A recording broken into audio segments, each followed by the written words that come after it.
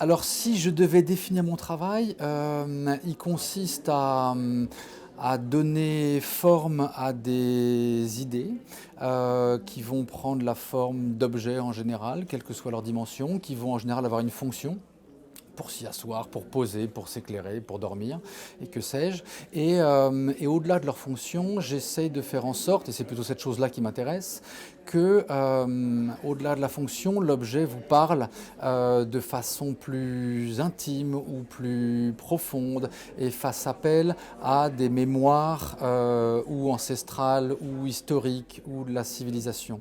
J'essaie de faire en sorte que les objets ne servent pas juste à répondre à un besoin qui serait celui de poser mon livre ou ma tasse de café, mais qu'à un moment, j'ai presque l'impression, en tout cas on fait tout pour sentir que finalement c'est presque toute l'histoire de l'humanité depuis qu'on a été capable de faire des outils avec un silex qui se retrouve dans cet objet-là et que c'est toutes ces strates d'artisans, experts qui se sont transmis l'information de grands artistes, de grands artisans, de grands créateurs et que c'est toute cette connaissance-là qui d'un seul coup se cristallise dans une chose et qui d'un seul coup vous apporte évidemment autre chose que la simple fonction de l'avoir. Mais avoir effectivement une chose qui a d'un seul coup une sorte de potentiel presque magique.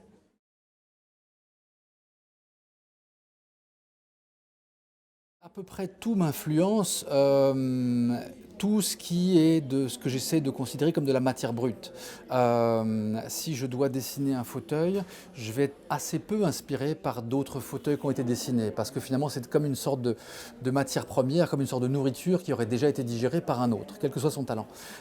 Donc j'essaie plutôt de trouver des inspirations qui vont être de la matière brute, donc la nature est capable de vous offrir de la matière brute, mais l'histoire de l'art peut vous en fournir aussi, l'histoire des civilisations, l'histoire des techniques.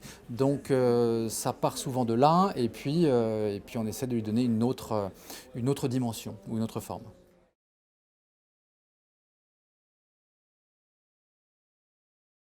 Pour moi, c'est important et c'est un plaisir et c'est aussi une interrogation. Euh, Parce que depuis que je suis designer, et depuis que je dessine mes propres pièces et que je vends directement à des clients, euh, il y a beaucoup de demandes du côté de la Russie.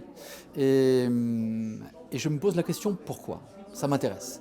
Ça m'intéresse de savoir pourquoi cette culture, pourquoi cette histoire, pourquoi ces personnes adhèrent, aiment, s'intéressent à ce travail-là. Et c'est une chose qui pour moi n'est pas du tout évidente, parce que vous dessinez les pièces avec toute l'amour, l'énergie, le temps, l'expertise que vous pouvez y mettre, mais vous savez jamais absolument d'abord si ça va marcher, et puis si ça marche, pourquoi ça marche. Et lorsqu'aujourd'hui effectivement on a la capacité de vendre quasiment en n'importe quel point du globe, vous vous rendez compte que des cultures, des personnes, des pays, parfois même des villes, ont un intérêt, un attrait plus spécifique que d'autres sur ce que vous proposez. Et c'est le cas de la Russie. Donc je suis venu ici pour essayer de comprendre pourquoi. Merci beaucoup. Merci à vous.